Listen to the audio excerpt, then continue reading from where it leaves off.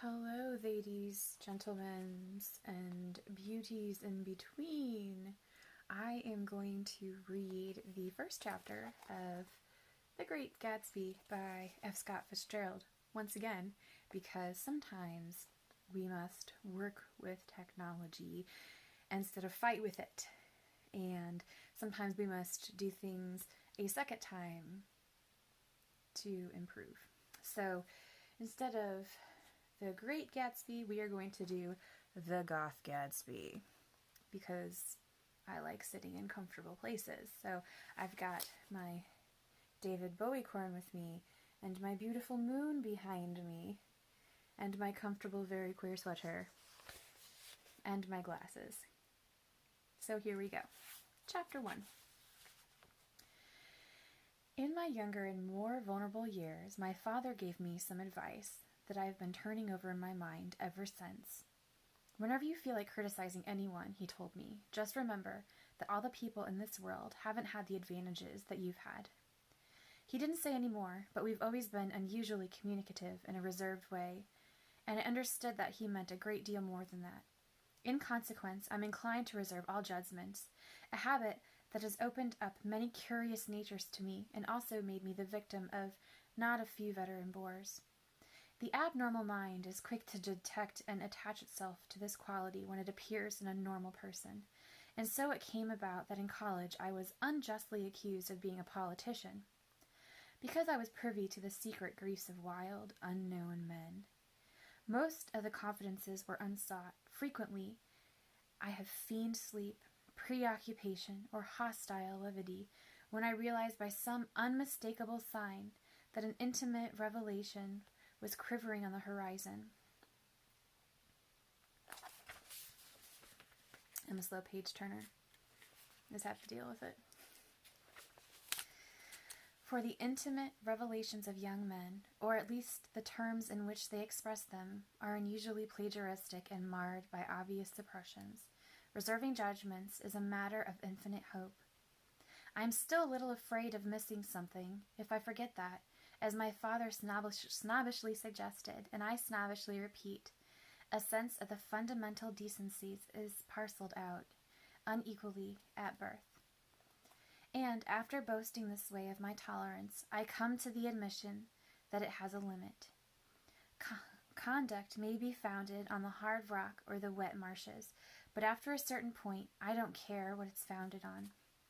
When I came back from the East last autumn, I felt that I wanted the world to be in uniform and at a sort of moral attention forever.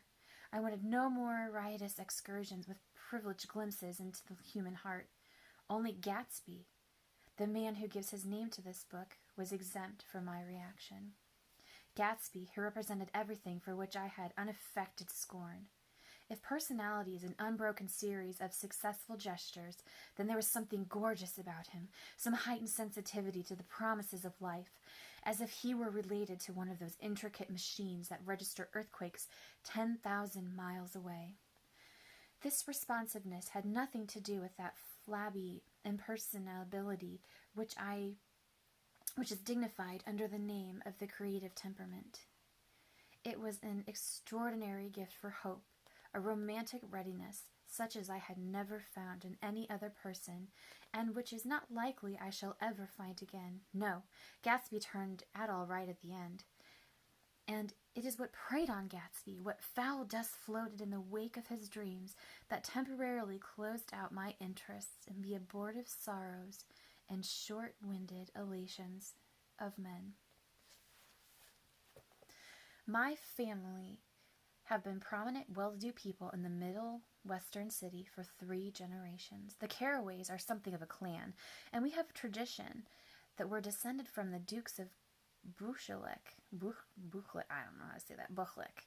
But the actual founder of my line was my grandfather's brother, who came here in 51, sent a substitute to the Civil War, and started the wholesale hardware business that my father carries on today. I never saw this great-uncle, but I'm supposed to look like him, with special references to the rather hard-boiled paintings that hang in Father's office. I graduated from New Haven in 1915, just a quarter of a century after my father, and a little later I participated in the delayed Teutonic migration known as the Great War. I enjoyed the counter raid so thoroughly that I came back restless. Instead of being the warm center of the world, the Middle West now seemed like the ragged edge of the universe, so I decided to go east and learn the bond business. Everybody I knew was in the bond business, so I suppose it could support one more single man. All my aunts and uncles talked it over as if they were choosing a prep school for me, and finally said, "Why, yes," which, with very grave, hesitant faces. Father agreed to finance me for a year, and after various delays I came east. Permanently, I thought, in the spring of 22. The practical thing was to find rooms in the city, but it was a warm season, and I had just left the country of wide lawns and friendly trees, so when a young man at the office suggested that we take a house together in a commuting town, it sounded like a great idea. He found the house, a weather-beaten cardboard bungalow at $80 a month, but at the last minute the firm ordered him to Washington, and I went out to the country alone. I had a dog, at least I had him for a few days until he ran away. An old Dodge and a Finnish woman who made my bed and cooked breakfast and muttered Finnish wisdom to herself over the electric stove. It was lonely for a day or so until one morning some man more recently arrived than I stopped me on the road. "How do you get to West Egg Village?" he asked helplessly. I told him, and as I walked on I was lonely no longer. I was a guide, a pathfinder, an original settler. He had casually conferred on me the freedom of the neighborhood. And so with the sunshine and the great bursts of leaves growing on the trees, just as things grow in fast movies, I had that familiar conviction that life was beginning over again with the summer. There was so much to read, for one thing, and so much fine health to be pulled down out the young breath-giving air. I bought a dozen volumes on banking and accredited investment securities, and they stood on my shelf in red and gold like new money from the mint, promising to unfold the shining secrets that only Midas and Morgan and Maecenas knew, and I had the high intention of reading many other books besides. I was rather literary in college. One year I wrote a series of very solemn and obvious editorials for the Yale News, and now I was going to bring back all such things into my life and become again the most limited of all specialists, the well-rounded man. This isn't just an epigram. Life is much more successfully looked at from a single window, after all. It was a matter of chance that I should have rented a house in one of the strangest communities in North America. It was of that slender, riotous island which extends itself due east of New York, and where there are, among other natural curiosities, 2 unusual formations of land. 20 miles from the city, a pair of enormous eggs, identical in contour and separated only by a courtesy bay, just not in the most domesticated body of salt water in the Western Hemisphere, the great, wet barnyard of Long Island Sound. They're not perfect ovals like the egg in the Columbus story. They're both crushed flat at the contact end, but their physical resemblance must be a source of perpetual confusion to the gulls that fly overhead. To the wingless, a more arresting phenomenon in their dissimilarity in every particular except shape and size. I lived at West Egg, the less fashionable of the two, though this is a most superficial tag to express the bizarre and not a little sinister contrast between them. My house was the very tip of the egg, only 50 yards from the Sound, and squeezed between 2 huge places that rented for $12,000 or $15,000 a season. The one on my right was a colossal affair by any standard. It was a factual imitation of some Hotel de Ville in Normandy, with a tower on one side spanking new under a thin beard of raw ivy, and a marble swimming pool, and more than 40 acres of lawn and garden. It was Gatsby's mansion, or rather, I didn't know Mr. Gatsby. It was a mansion inhabited by a gentleman of that name. My own house was an eyesore, but it was a small eyesore, and had been overlooked, so I had a view of the water, a partial view of my neighbor's lawn, in the consoling proximity of millionaires, all for $80 a month. Across the courtesy bay, the white palaces of fashionable East Egg glittered along the water, and the history of the summer really begins on the evening I drove over there to have dinner with the Tom Buchanans. Daisy was my second cousin, once removed, and I'd known Tom in college. And just after the war, I spent 2 days with them in Chicago. slow page turner. Her husband, among various physical accomplishments, had been one of the most powerful ends that ever played football at New Haven, a national figure in a way, one of those men who reached such an acute, limited excellence at 21 that everything afterwards savors of anticlimax. His family was enormously wealthy. Even in college, his freedom with money was a matter for reproach. But now he'd left Chicago and come east in a fashion that rather took your breath away. For instance, he'd bought down a string of polo ponies from Lake Forest. It was hard to realize that a man in my own generation was wealthy enough to do that. Why they came east, I don't know. They'd spent a year in France for no particular reason, and then drifted here, and then unrestfully wherever people play polo and were rich together. This was a permanent move, said Daisy over the telephone, but I didn't believe it. I had no sight into Daisy's heart, but I felt that Tom would drift on forever, seeking, a little wistfully, for the dramatic turbulence of some irrecoverable football game. And so it happened that on a warm, windy evening, I drove over to East Egg to see two old friends whom I'd scarcely knew at all. Their house was even more elaborate than I expected, a cheerful red and white Georgian colonial mansion overlooking the bay.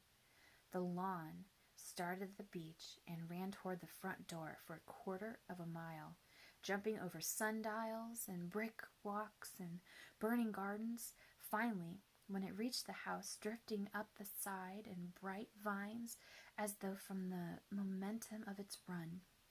The front was broken by a line of French windows, glowing now with reflected gold and wide open to the warm, windy afternoon, and Tom Buchanan in riding clothes was standing with his legs apart on the front porch. He had changed since his New Haven years. Now he was a sturdy, straw-haired man of 30, with a rather hard mouth and a supercilious manner. Two shining, arrogant eyes had established dominance over his face and gave him the appearance of always leaning aggressively forward. Not even the effeminate swank of his riding clothes could hide the enormous power of that body. He seemed to fill those glistening boots until he strained the top lacing, and you could see a great pack of muscle shifting with his shoulder movement under his thin coat. It was a body capable of enormous leverage, a cruel body. His speaking voice, a gruff, husky tenor, added to the impression of fractiousness he conveyed. There was a touch of paternal contempt in it, even toward people he liked. And there were men at New Haven who hated his guts. Now, don't think my opinion on these matters is final, he seemed to say, just because I'm stronger and more of a man than you are. We were in the same senior society, and while we were never intimate, I always had the impression that he approved of me and wanted me to like him with some harsh, defiant wistfulness of his own. We talked for a few minutes on the sunny porch. "I've got a nice place here," he said, his eyes flashing about restlessly. Turning me around by one arm, he moved a broad, flat hand along the front vista, including in it swept a sunken Italian garden, a half-acre of deep, pungent roses, and a snub-nosed motorboat that bumped the tide offshore. It belonged to Demain, the oil man. He turned me around again, politely and abruptly. "We'll go inside." We walked through a long, high hallway into a bright, rosy-colored space, fragilely bound into the house by French windows at either end.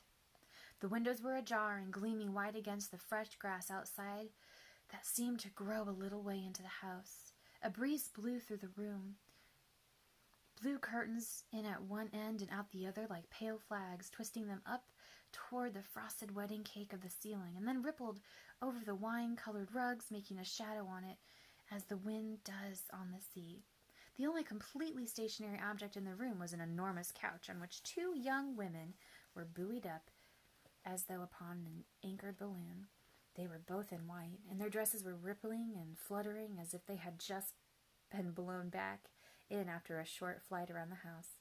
I must have stood for a few minutes listening to the whip and snap of the curtains and the groan of a picture on the wall.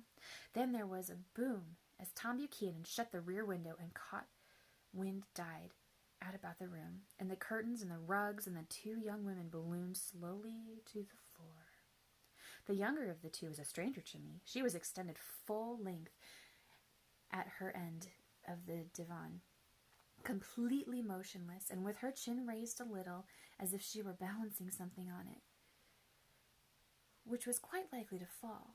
If she saw me at the corner of her eye, she gave no hint of it, indeed. It was almost surprised into murmuring an apology for having disturbed her by coming in. The other girl, Daisy, made an attempt to rise. She leaned slightly forward with a conscientious expression. Then she laughed, an absurd, charming little laugh, and I laughed too, and came forward into the room.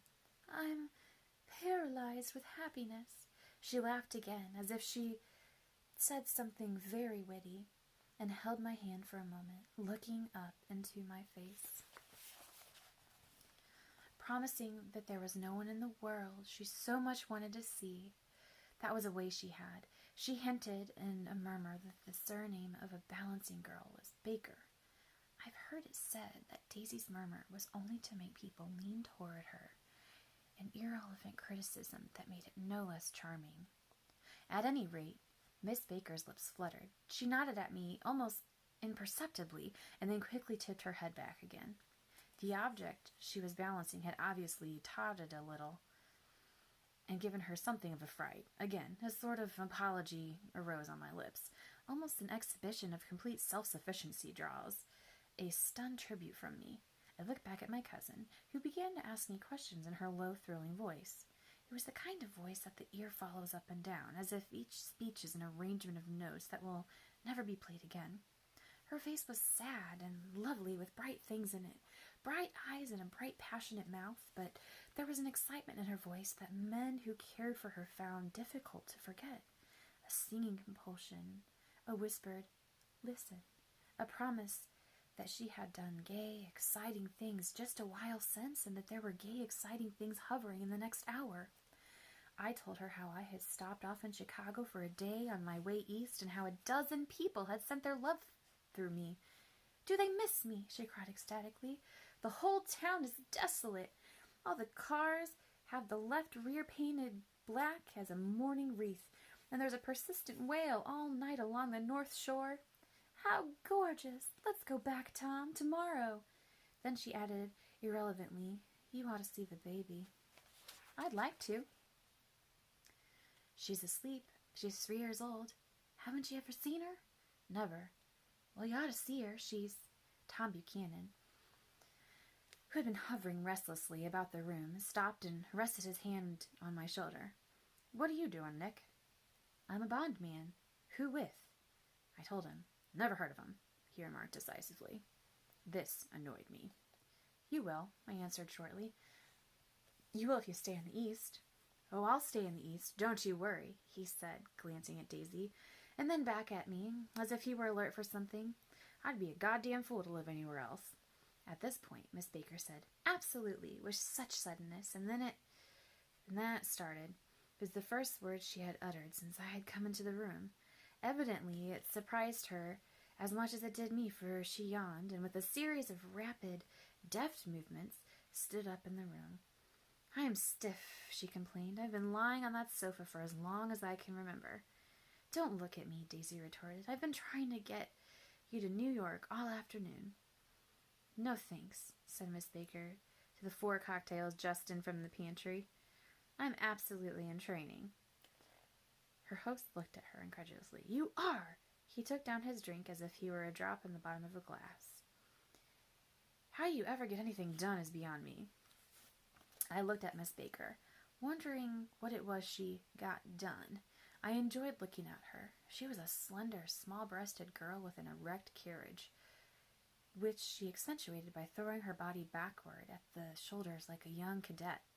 Her gray, sun-strained eyes looked back at me with polite, reciprocal curiosity out of a wan, charming, discontented face. It occurred to me now that I had seen her, or a picture of her, somewhere before.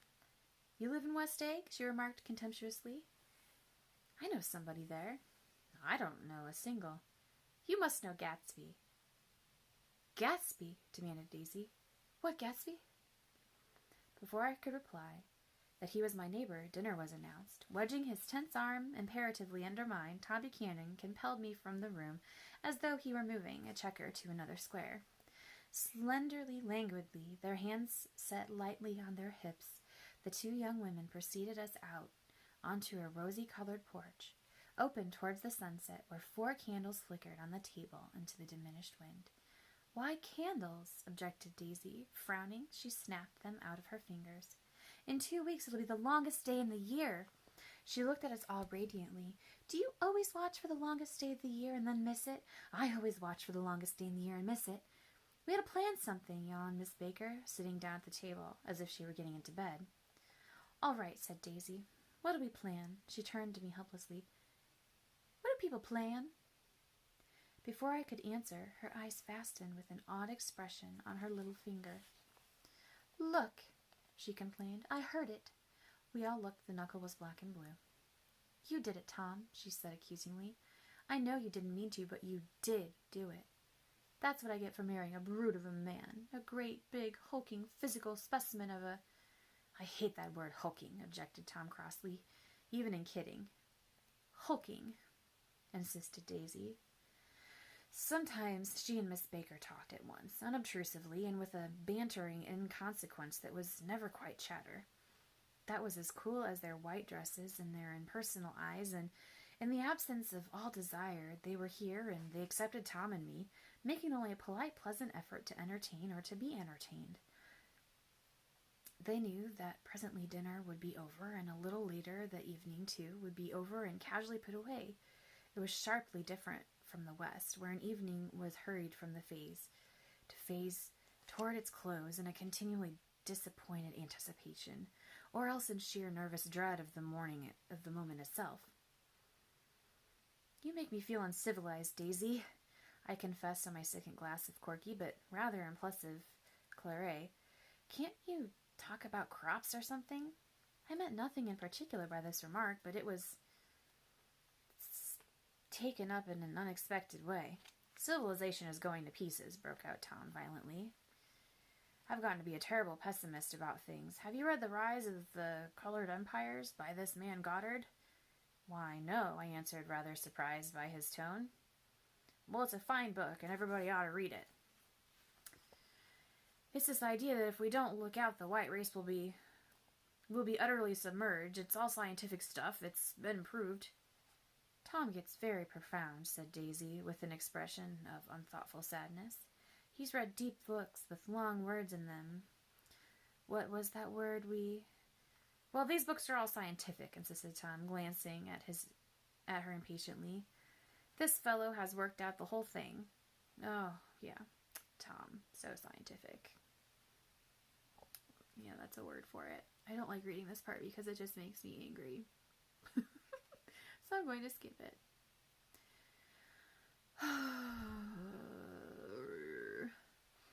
You ought to live in California, began Miss Baker, but Tom interrupted her by shifting heavily in his chair. Moving on past this, because Tom is a disgusting human being. I'll tell you a family secret, she whispered enthusiastically. It's about the butler's nose. Do you want to hear about the butler's nose? That's why I came overnight. Well, he wasn't always a butler. He used to be the silver polisher for some people in New York that had a silver service for 200 people. He had to polish it from morning till night until finally it began to affect his nose. Things went from bad to worse, suggested Miss Baker. Yes, things went from bad to worse until finally he had to give up his position. For a moment, the last sunshine fell with romantic affection upon her glowing face. Her voice compelled me forward breathlessly as I listened. Then the glow faded, each light deserting her with lingering regret, like children leaving a pleasant street at dusk.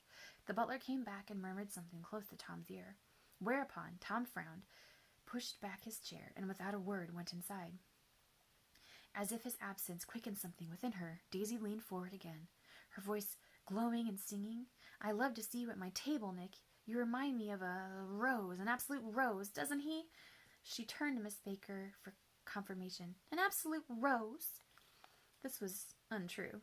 I'm not even fairly like a rose. She was only extemporizing, but a stirring warmth flowed from her, as if her heart was trying to come out to you, concealed in one of those breathless, thrilling words. Then suddenly she threw her napkin on the table and excused herself and went into the house.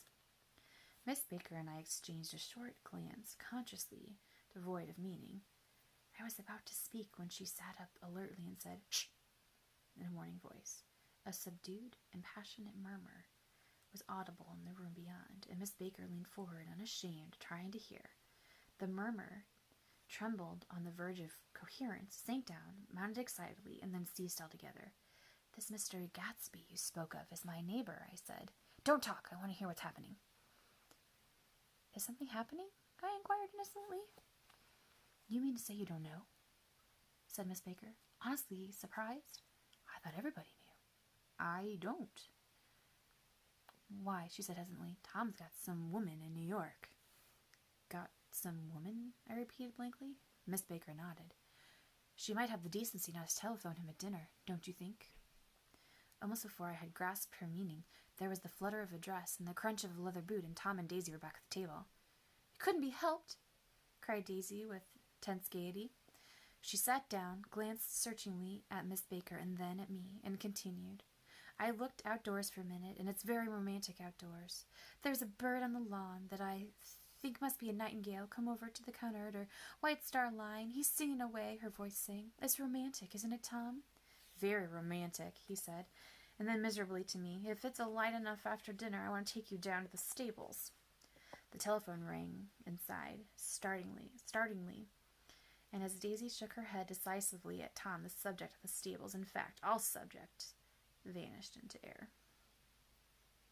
Among the broken fragments of the last 5 minutes at table, I remember the candles being lit again, pointlessly, and I was conscious of wanting to look squarely at everyone, and yet to avoid all eyes.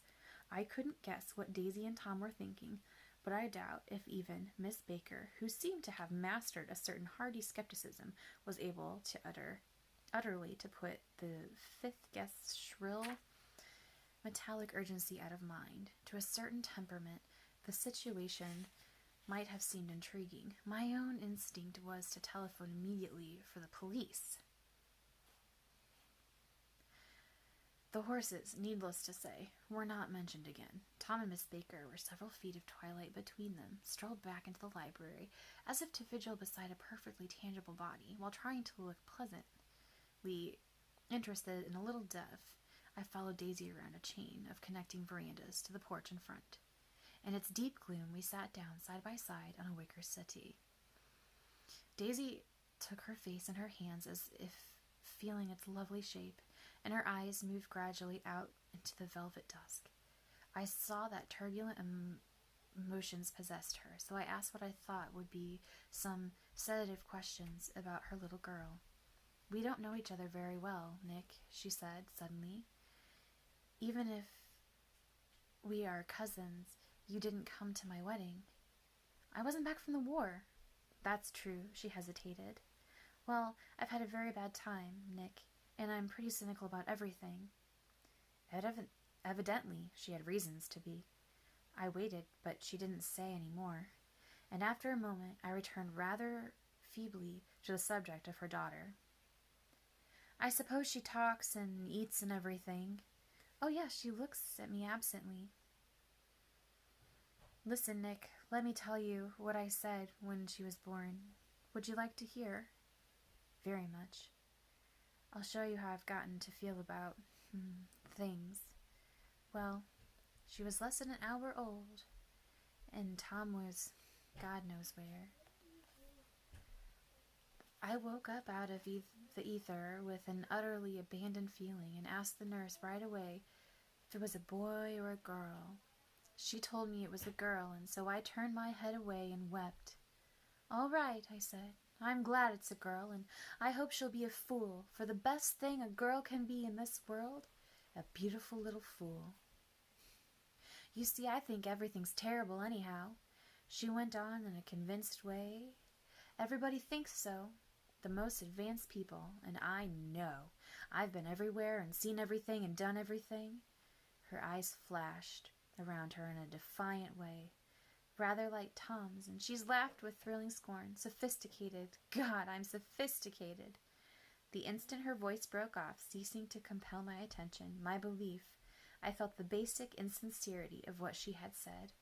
It made me uneasy, as though the whole evening had been a trick of some sort to exact a contributory emotion from me. I waited, and sure enough, in a moment she looked at me with an absolute smirk on her lovely face, as if she had asserted her membership in a rather distinguished secret society to which she and Tom belonged.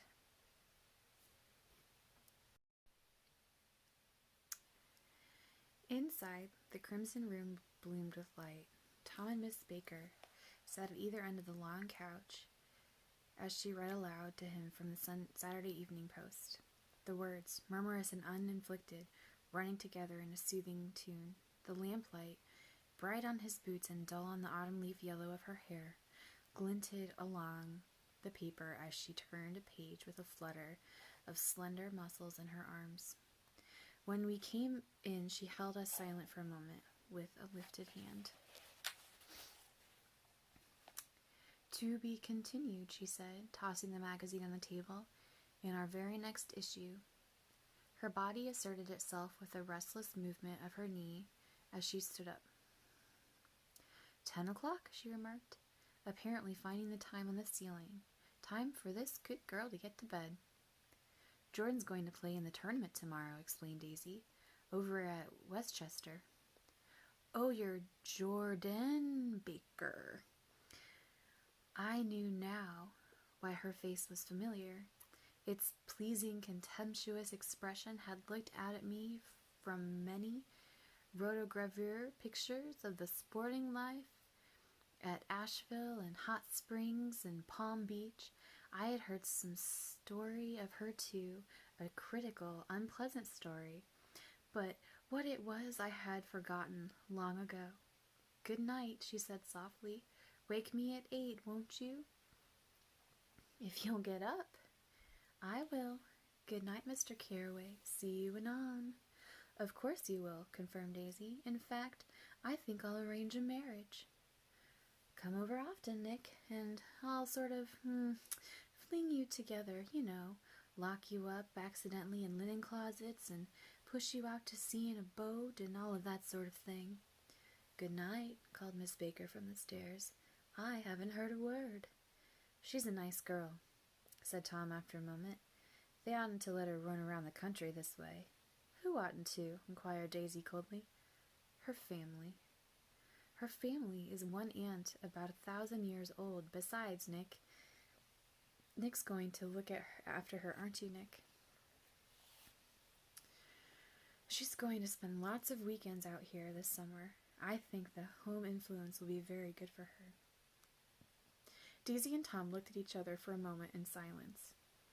Is she from New York? I asked quickly. From Louisville. Our white girlhood was passed together there. Our beautiful... Did you give Nick a little heart-to-heart talk in the veranda? Demanded Tom suddenly. Did I? She looked at me. I can't seem to remember, but I think we talked about the Nordic... Yes, I'm sure we did. I sort of crept up on us for the first thing you know. Don't believe everything you hear, Nick, he advised me. I said lightly that I had heard nothing at all, and a few minutes later I got up to go home. They came to the door with me and stood side by side in a cheerful square of light. As I started my motor, Daisy peremptorily called, Wait! I forgot to ask you something, and it's important. We heard you were engaged to a girl out west. That's right, corroborated Tom kindly. We heard that you were engaged. It's a libel. I'm too poor. But we heard it, insisted Daisy, surprised. Me be opening up again in the flower-like way. We heard it from 3 people, so it must be true. Of course, I knew what they were referring to, but I wasn't even vaguely engaged. The fact that gossip had published the banns were one of the reasons I had come east. You can't stop going with an old friend on account of rumors, and on the other hand, I had no intention of being rumored into marriage.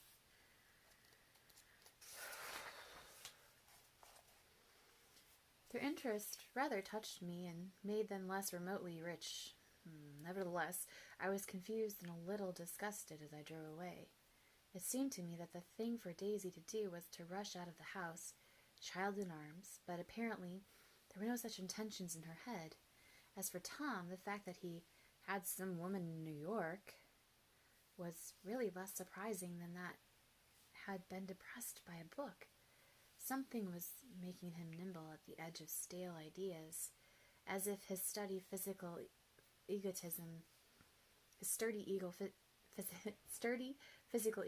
no longer nourished his peremptory heart. Already it was deep summer on roadhouse roofs and in front of wayside garages where new red gas pumps set out in pools of light, and when I reached my estate at West Egg, I ran the car under its shed and sat for a while on an abandoned grass roller in the yard. The wind had blown off, leaving a loud, bright night with wings beating in the trees and a persistent organ sound as the full bellows of the earth blew the frogs full of life. The silhouette of a moving cat wavered across the moonlight, and turning my head to watch it, I saw that I was not alone. 50 feet away, a figure had emerged from the shadow of my neighbor's mansion and was standing with his hand in the pockets, regarding the silver pepper of the stars. Something in his leisurely movements and the secure position of his feet upon the lawn suggested that it was Mr. Gatsby himself, come out to determine what share was his of our local heavens. I decided to call to him. Miss Baker had mentioned him at dinner, and that would do for an introduction, but I didn't call to him, for he gave a sudden intimation that he was content to be alone. He stretched out his arms toward the dark water in a curious way, and far as I was from him, I could have sworn he was trembling. Involuntarily, I glanced seaward and distinguished nothing except for a green light, minute and far away, that might have been at the end of a dock. When I looked once more for Gatsby, he had vanished, and I was alone again in the unquiet darkness.